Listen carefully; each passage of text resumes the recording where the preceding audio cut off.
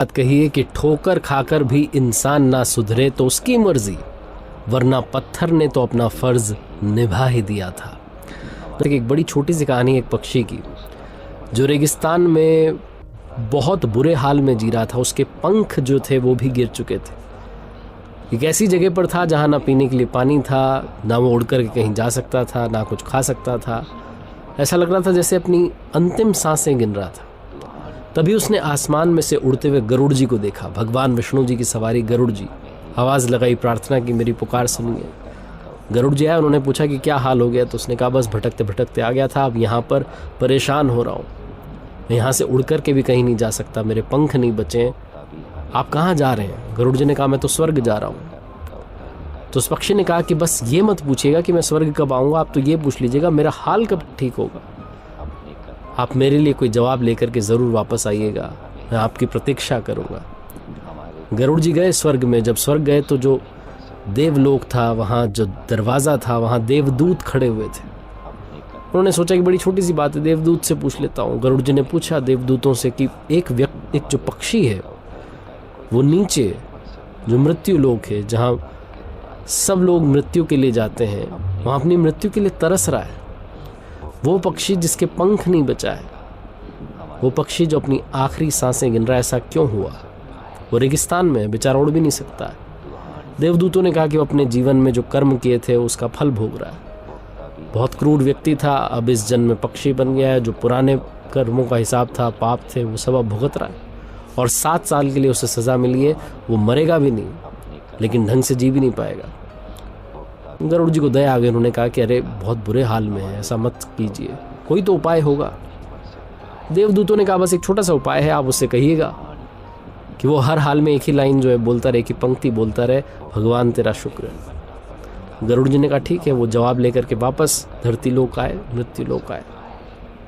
और जब आए तो उन्होंने उस पक्षी के पास जाकर के सबसे पहले बताया कि आपको हर हाल में कहना है भगवान तेरा शुक्र है। पक्षी के पास में वैसे भी कोई ऑप्शन तो था नहीं, कोई चारा तो था नहीं। उसने कहा ज़रूर। गरुड़ जी अपने काम पर निकल गए। 7-8 दिन के बाद जब वापस वहाँ से निकल रहे थे तो उनकी नज़र पड़ी उसी रेगिस्तान पर। वहाँ छोटे छोटे पौधे उगाए थे।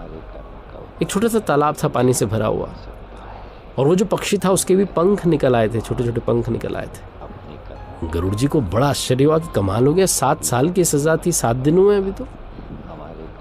फटाफट से स्वर्ग पहुंचे। वही देवदूत दरवाजे पर मिले। उनसे कहा कि एक बात बताओ, 7 साल की सजा बता रहे थे, 7 दिन हुए हैं, नीचे तो हाल सुधरने लग गए।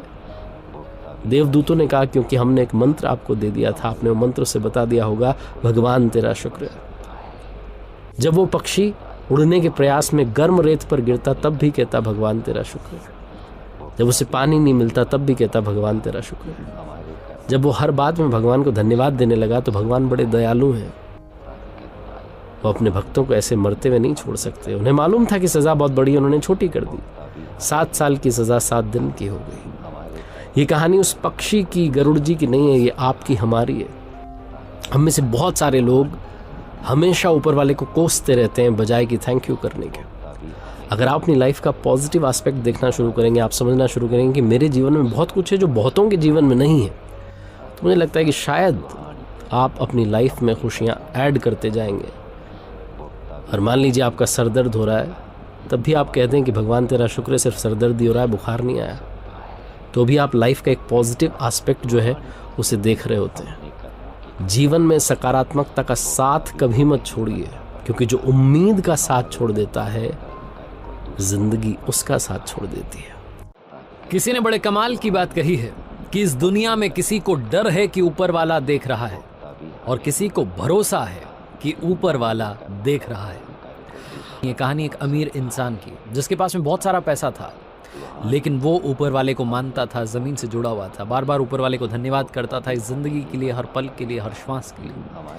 एक बार वो घूमने के लिए गया हुआ था समंदर किनारे, घूम फिर लिया, उसे लगा कि थोड़ा समुद्र में जाते हैं, बोट लेकर के घूम के आते हैं। तो उसने एक नाव किराए पर ली और नाव लेकर के निकल पड़ा। थोड़ा ही अंदर गया था कि तूफान आ गया। तूफान इतना तेज था कि इसकी नाव तहस नहस होने लगी। फटाफट से इसने लाइफ जैकेट डाला और समुद्र में कूद गया। तैरता रहा, कुछ घंटों के बाद में एक टापू पर पहुंचा। जब वहाँ पहुँचा तो सबसे पहला काम इसने किया, आसमान की तरफ देखा, ऊपर वाले को धन्यवाद दिया और कहा कि आपने मेरी ज़िंदगी बचा ली, वरना उस तूफ़ान में तो आज ख़त्म हो जाता। अब आपने मुझे बचाया है, अब आप ही आगे का रास्ता दिखाएंगे, मुझे आप पर पूरा भरोसा है। ये बोल कर के इसको समझ में आ गया कि अब यहीं रहना है, तो उसी टापू पर रहने लगा। भूख लगने लगी, क्या करें, तो जंगल था वहाँ टापू पर, ढूंढा तो इसको फल मिल गए, फल खा लिए। यही इसका रूटीन हो गया, 10-15 दिन तक वहाँ पर रुका हुआ था। रोज़ाना ऊपर वाले से प्रार्थना करता था कि किसी को भेज दो मेरी मदद के लिए, मुझे यहाँ से ले जाने के लिए, और मुझे भरोसा है कि आप भेजोगे। इसका कॉन्फिडेंस थोड़ा कम हो रहा था, ऐसे लग रहा था कि पता नहीं क्या होगा, लेकिन ऊपर वाले पर जो भरोसा था वो इसका कायम था। ऐसे लग रहा था कि ऊपर वाला मदद ज़रूर करेगा। अब काफ़ी दिन हो चुके थे, इसे लगा कि क्या करें, एक झोपड़ी तो तैयार कर लेते हैं, कम से कम झोपड़ी में तो रहें। तो लकड़ियाँ इकट्ठी करने लगा, पत्ते इकट्ठे करने लगा, और 3-4 दिन में इसने अपने लिए एक बढ़िया सी झोपड़ी तैयार कर ली। उस झोपड़ी के बाहर खड़ा होकर के उसे निहार रहा था और सोच रहा था कि आज तो यहाँ सोने को मिलेगा। ये सब चल ही रहा था कि अचानक से मौसम बदला, आसमान में बादल आ गए, बिजलियाँ चमकने लगी, और तभी आसमान से एक बिजली गिरी, ज़ोरदार आवाज़ आई, और वो जो बिजली गिरी वो इसकी झोपड़ी पर गिरी। झोपड़ी जल कर के खाक होने लगी, राख होने लगी। अब जो इस आदमी का कॉन्फिडेंस था बिल्कुल नष्ट हो गया, शून्य हो गया। इसकी आंखों से आंसू आने लगे। ये बैठ गया, सर पर हाथ रख लिया और बोलने लगा, एक झोपड़ी मैंने तैयार की और ऊपर वाले आपने उसको भी जला दिया। ये ऊपर वाले को कोसने लगा, इसका दिमाग खराब हो गया कि क्या हुआ। तभी इसको सुनाई दी किसी की आवाज़। समंदर किनारे 2 लोग खड़े थे, नाव लेकर के आए थे छोटी सी, और इसे बुला रहे थे कि आ जाओ, हम आपको लेने आए हैं। जब ये उनके पास में पहुंचा तो उन्होंने बताया कि हमने दूर से देखा टापू पर एक झोपड़ी जल रही है। हम समझ गए कि कोई है वहाँ पर जो अपनी झोपड़ी जला करके हमें इशारा कर रहा है कि मेरे पास आओ, मेरी मदद करो। ये झोपड़ी जलती देख करके हम आपकी मदद करने के लिए आए। जहाँ उन लोगों ने कहा, इस अमीर आदमी ने एक बार फिर ऊपर वाले की तरफ देखा, आसमान की तरफ देखा, और माफ़ी मांगने लगा कि माफ़ करना भगवान, मुझे लगा था कि मेरी झोपड़ी आपने जला दी। आपने तो मेरी झोपड़ी इसलिए जलाई ताकि किसी को इशारा मिल जाए कि उसे यहाँ आना है मेरी जान बचाने के लिए। आपने तो झोपड़ी इसलिए जलाई ताकि मेरी जान बच सके, मुझे आगे का रास्ता दिख सके। मैं पागल था, मैं मूर्ख था जो आपको कोसने लगा था। आपने तो अभी भी मेरा साथ नहीं छोड़ा है, आप हमेशा मेरा साथ देते रहना।